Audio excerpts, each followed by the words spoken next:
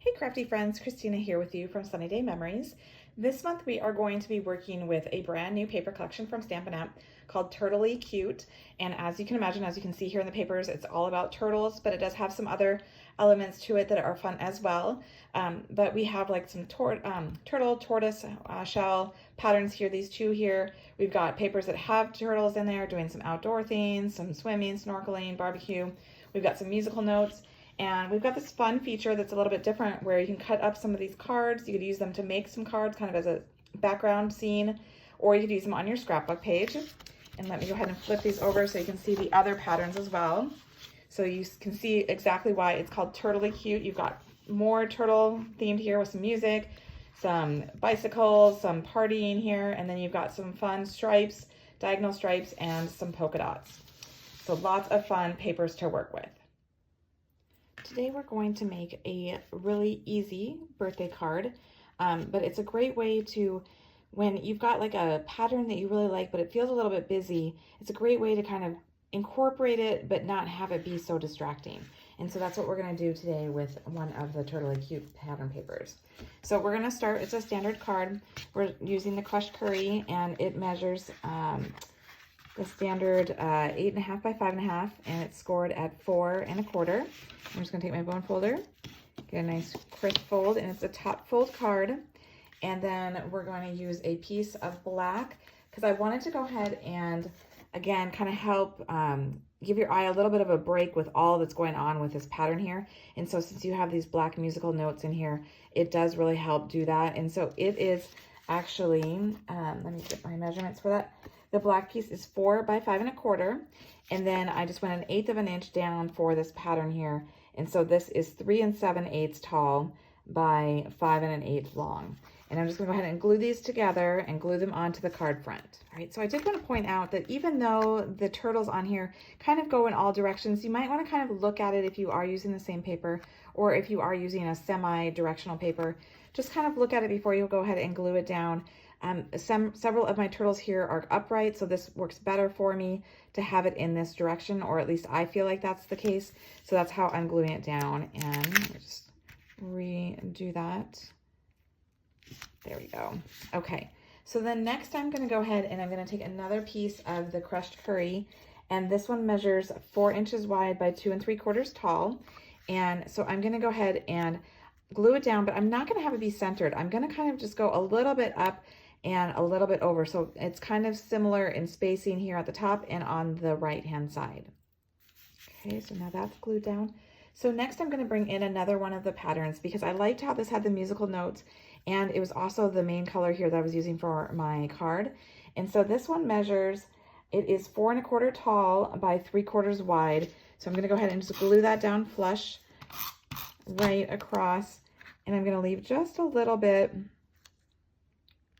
of this crushed curry here. So if it's a little too long, mine might be a little bit too long. I might need to trim that up afterwards.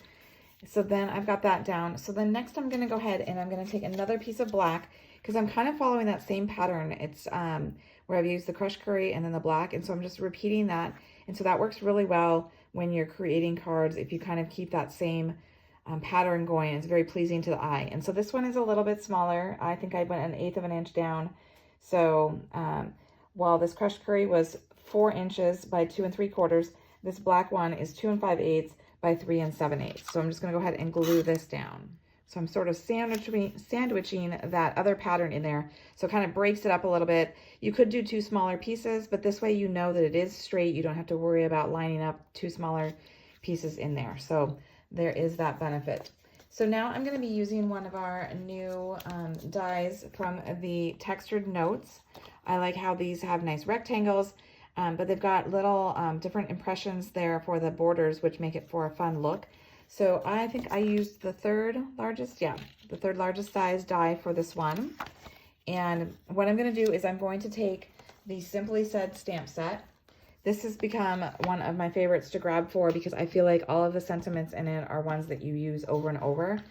And so I'm going to go ahead and do the birthday wishes. And I'm going to do that in the black Memento ink. So I'm going to go ahead and ink up my sentiment. And then I'm going to go ahead and stamp it directly in the center of my die cut. And then I'm going to show you a fun little trick that you can do to kind of tie everything together. Just centering it there, giving it a nice good hold so that the ink can really go ahead and absorb into that paper. Bring that up. So I could just leave it like this, right? And it would be just fine and put it on here. But as you can see, I have this nice black border, and doesn't it look a little bit more striking? It kind of brings in those black details that you have for the card. And so I wanted to show you how you can do that and achieve that simple look, but just make it very striking for your card. So I'm going to go ahead and I'm going to use our mat here. I'm going to grab a black journaling pen and a ruler. And so I am just going to go ahead and find a point where I can measure where that detail ends on both sides so that I can kind of balance where I'm doing my line across. And you're just using that ruler so that you can go ahead and have a straight line. So I'm going to go ahead and go right across here. And then I'm going to rotate. Again, finding a point on my ruler so that that way it will help guide me when I'm drawing my line. And by using the silicone mat, it gives a nice, it's easy to run it along. It gives a smooth surface. So that's why I choose to use my silicone mat. So just in case you're wondering the purpose of that. And so I'm just going to continue going around until I have gone ahead and have all 4 sides done. I'm just finishing my last one here. And then if you find any of them don't really meet, just go back in and just do like a little dot just to kind of get it to go ahead and meet up. And there you have it. Doesn't that look so striking? I think it's such a simple technique that you can do, but it has such a great wow factor to it. So then I'm just going to go ahead and I'm going to glue that on. So I'm not using any dimensionals or any 3D foam or anything like that. I'm just having it be flush on there because I really want the impact of that popping against that black there. So then the final touch that I'm going to do is I'm going to add in some of our enamel dots. So here are what they look like. You get the pearlized enamel dots. You get white, black, and red, and I'm going to go ahead and use the black one. So what I'm going to do, you can see here in my sample, is I've got a dot here, I've got 2 dots down here, and then 2 more here in the corner. It's always good to kind of do your embellishments in odd numbers. So I'm going to shake it just a little bit just to make sure it's not like runny or anything or separated. And then it's always good to go ahead and test it out on a scratch piece of paper just so that you kind of know how fast it's going to come out. Make sure there's no air bubbles, and then go ahead and start working. So then, like I said, I'm doing 1 up here at the top, and then I'm going to do 2 because this is a bigger area here. And then I'm going to do 2 along the top corner here. Although that 1 is not going to show up very well because of the music note. So what I would recommend is whenever you use these is if you go underneath it and tap, kind of flick it, that kind of helps get out any air bubbles. It also, if you had any peaks when you went ahead and applied it to your paper, it is going to go ahead and round that out so you have nice rounded peaks to it so that it looks like you've used like enamel dots that are already created that you don't have to let dry. And so then I would just recommend set this aside so that way you don't accidentally bump it and smush it. And then it will be good to go.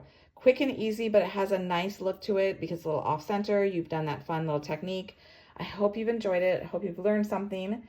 Be sure to like this video and be sure to subscribe to our channel so that you don't miss future videos. And until next time, stay crafty.